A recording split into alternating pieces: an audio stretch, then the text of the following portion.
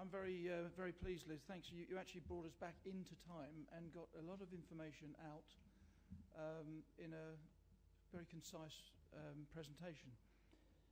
I'm going to call on Hen now. I believe we're going to do the 10 top tips, but first I shall load up the PowerPoint. Okay. Do you want to talk about it? Yeah. And we're going to be very brief. Yes, that's how I wanted to start, that we will be very brief. What we did in the past few days is to select the tips from the 10 repair partners, let's say the 9 repair partners, based on their experiences with the implementation of repair.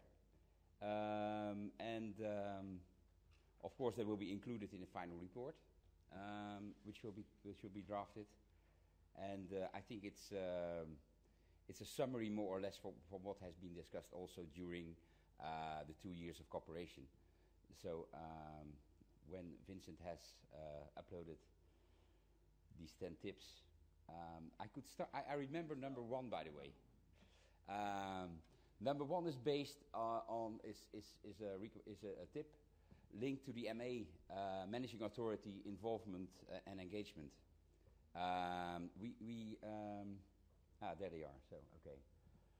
So the first tip is to ensure a real engagement of managing authorities in future operational programs, convergence or competitiveness.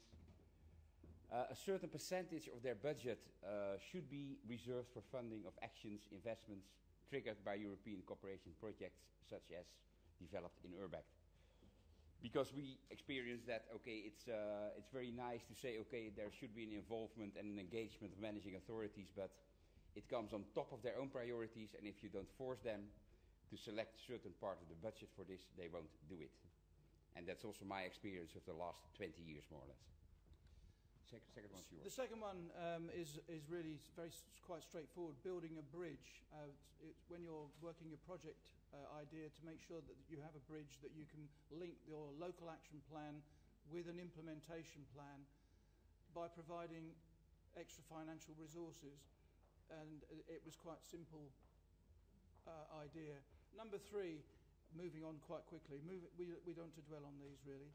Number 3 is that you should choose your partners carefully, which we mean, by that we mean that locations that are actually very closely linked to the goals of the project idea.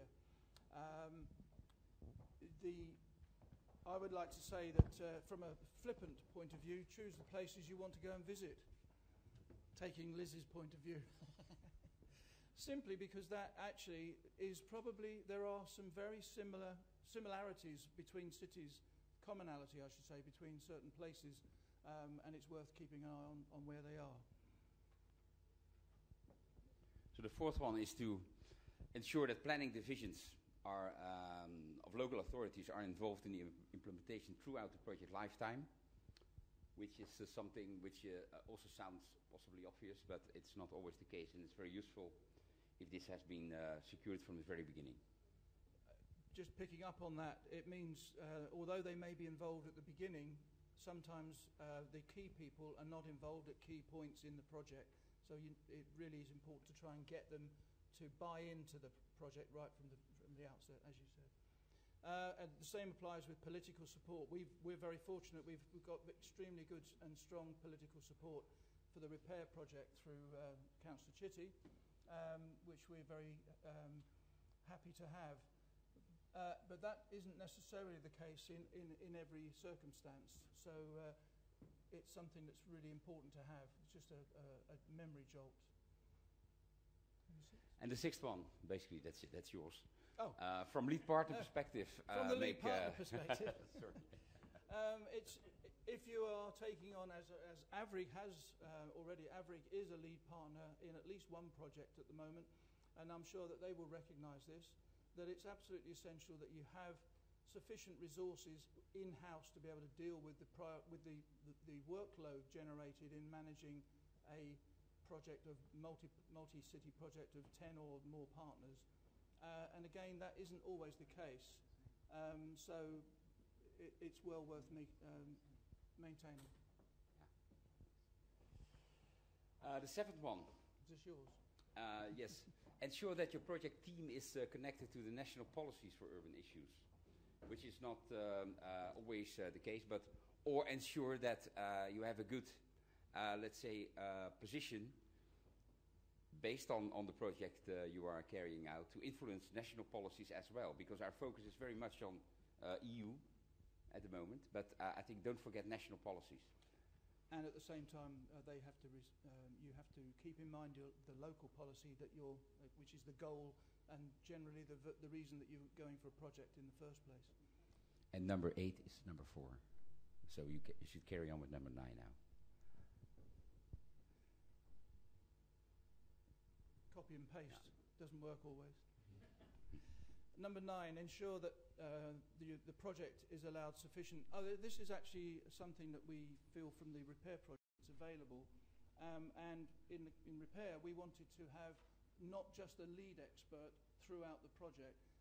We wanted to have access to specific thematic expertise at certain points. And we were successful in the end, but it was difficult, I think, at first to persuade the Secretariat that was a good thing to do. I think we would feel as partners, I'm speaking for the whole partnership, that we benefited from having a group of experts rather than one continuous one. On the other hand, the unfortunate circumstance within repair is that we lost the first expert, and then unfortunately Paulius took an excellent job in Kenya just before Christmas, and so we've had a bit of a change in that respect. But the point is made that we feel that in the future, perhaps URBAC might consider that there'd be more flexibility in approaching this question of expertise, so that the project can utilise specific expertise that is available at the certain times that they may need it. And then the 10th one, we definitely wanted to reach 10 recommendations, so that's why, or tips, so that's why the 10th one. It took us a while to define it, isn't it? But that's it. Enjoy the experience, develop friendships, and the last one is the most important, I think. Try to maintain a network. So thanks for your attention. Thank you.